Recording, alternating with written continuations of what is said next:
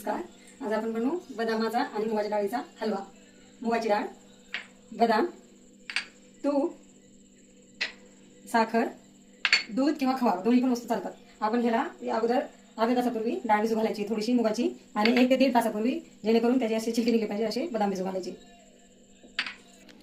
डाळ भिजू घातलेली आपण एकत्र बदाम डाळ एकत्र आपण सुकवायला ठेवायचे थोडे.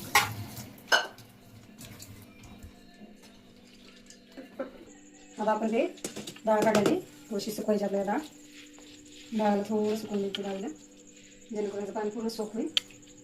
आणि बदाम आपण भिजवलेले त्याचे पूर्ण हे असे काढून घ्यायचे वरचे सालपाट, जेणेकरून आपल्याला असं हे होईल. आपल्याला हे आता मिक्सरमधून काढायचे. डाळीने पूर्ण पाणी सोकून घेतलेलं आहे. आता आपण हे मिक्सरमधून बारीक काढून घेतले.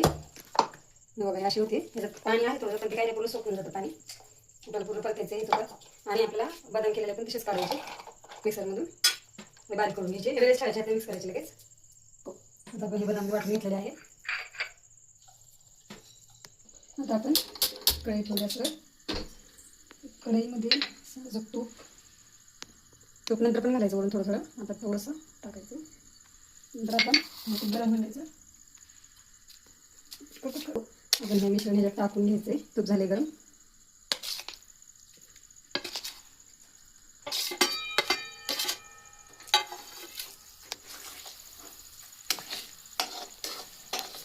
परतून घ्यायचं आपल्याला. थोडंसं दूध टाकायचं आपल्याला. खवा असतो ह्याला, पण दूध पण टाकलं तर हरकत नाही, शिजून जातं चांगलं. दूध टाकले मी.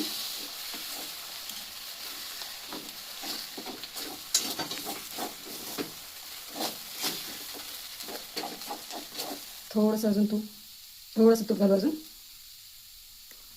जेणेकरून छान ह्याचं भाजलं जाईल. साखर टाकून घेऊ. मी काय बंद करायचं प्राणा ना, मला माझा मोबाईल. साखर टाकली आपण वरती. म्हणजे बदामाचं सारण काढलेलं ते पण टाकून घ्यायचे. हलव्यात पूर्ण टाकायचे.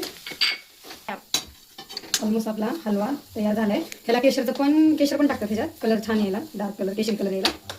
पण आपला झालाय बदामाचा हलवा. आपण थोडं 2 मिनिट वाफ देऊ. आपण हलवा झालेला आहे पूर्णपणे तयार. हलवा झाल्याचे संकेत म्हणजे हे बघा, हे असं किती जरी केलं ना तर चिपकत नाही आहे बोटाला, काहीच चिपकत नाही आहे डाळ वगैरे असं काही. म्हणून खूप छान हलवा झालेला आहे. पटकन एकदम मस्त करून बघा. खूप छान आहे, हेल्दी पण आहे.